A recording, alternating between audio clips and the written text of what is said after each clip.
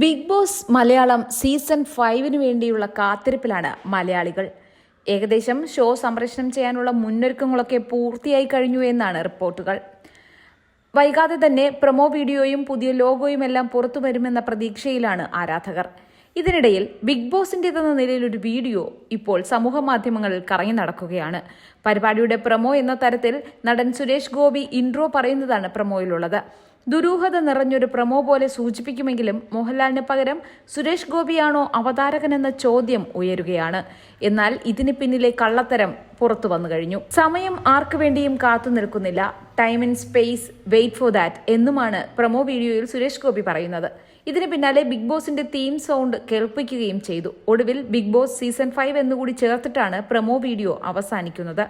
സത്യത്തിൽ സുരേഷ് ഗോപി തന്നെ അവതാരകനായിട്ട് എത്തിയ നിങ്ങൾക്കുമാകാം കോടീശ്വരൻ എന്ന പരിപാടിയുടെ പ്രൊമോ വീഡിയോ ആണിത്. ബിഗ് ബോസിന്റെ പ്രൊമോ ആണെന്ന തരത്തിൽ ആരോ എഡിറ്റ് ചെയ്ത് പുറത്തിറക്കിയിരിക്കുന്നതാണ്.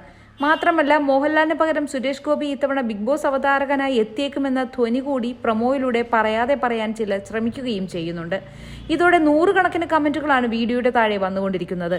ചിലർ മോഹൻലാലിനെയും സുരേഷ് ഗോപിയെയും ഒക്കെ താരതമ്യപ്പെടുത്തിക്കൊണ്ടാണ് കളിയാക്കിയിരിക്കുന്നത്. ഈ വീഡിയോ ബിഗ് ബോസിന്റേതെന്ന നിലയിൽ എഡിറ്റ് ചെയ്ത് പ്രചരിപ്പിച്ചതിനെയാണ് ഏവരും കളിയാക്കിയിരിക്കുന്നത്. എഡിറ്റിംഗ് സിംഹമേ, പഴയ കോടീശ്വരൻ ബിഗ് ബോസ് ആക്കിയല്ലേ, ഇത് ഫേക്ക് വീഡിയോ ആണെന്നറിയാം.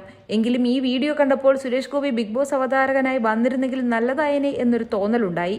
ലാലേട്ടനേക്കാളും ബിഗ് ബോസിൽ ഷൈൻ ചെയ്യാൻ സുരേഷ് ഗോപിക്ക് സാധിക്കുമെന്ന് തോന്നുന്നു എന്നും പലരും കമന്റുകൾ ചെയ്തിട്ടുണ്ട്.